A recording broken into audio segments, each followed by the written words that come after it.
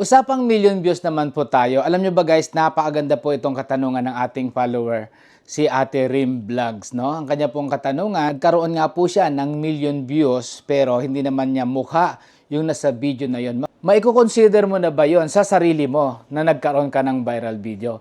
So medyo hindi maliwanag yung kanyang pagkakasabi dahil either ayun ba ikinuha mo yung video na yon or kayo po ang kumuha ng video na yon. Kasi katulad po yung sa akin dyan sa screen na yan, sa aking reels po, no?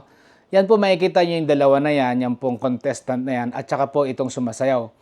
Yan po, although na hindi po ako yung naandyan sa video, idea ko po yan. Ako po yung nag-shoot, ako po yung gumawa ng choreo, yung dito po sa contestant na yan, ako po yung nag-shoot niyan sa piyesta, at ako rin po ang nag-upload at naglagay ng tamang caption. Kaya nga po sila nagka-viral.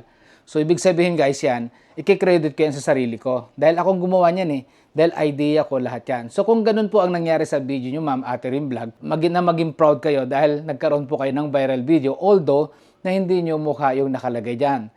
So, parang sa buhay din po yan guys, no? Sa trabaho, mayroong mga pagkakataon na minsan tayo po yung talagang kumakayod, tayo po yung halos gumagawa sa trabaho. Pero sino po ba yung nakakredit doon sa ginagawa natin? Yung boss natin. Sila po ang napopromote pero tayo, hindi nila tayo napapansin. Kasi po tayo ay nandito lang. Pero siyempre, maging proud ka pa rin sa sarili mo dahil may trabaho ka pa. Unlike sa iba guys, na pinapangarap nila yung trabaho mo na yan na kinaayawan mo. So parang din po sa politika yan guys, no? Makikita mo ang kakapal ng mukha ng ibang politician, makikita mo yung kanilang pagmumukha dyan, nakatarpulin. Pag ikaw ay nasa highway na nakalagay dyan, parang akala mo sila talaga yung nagpagawa nung tulay na yon. Although na project po nila yan, pero yan po ay pera ng kaban ng bayan. Galing po yan sa ating binabayarang tax. Pwede mo pong ilagay dyan, project by Not Palaboy from kaban ng bayan. Diba? Mas better. Kasi naman parang akala mo naman ikaw talaga nagpagawa lahat yan. Kapala ng mukha yan. So yun po ibig ko sabihin guys, no? Nalalayo tayo. So kailangan maging proud ka kung talagang sa'yo yan yung content na ginawa mo. Although na hindi mo mukha. Hindi ka tulad dito sa mga kung nagnanakaw lang ng mga content na ilalagay lang nila ang mukha nila dyan kuno. Tapos magbibigay sila ng reaction. Pero actually yung iba dyan nakaw.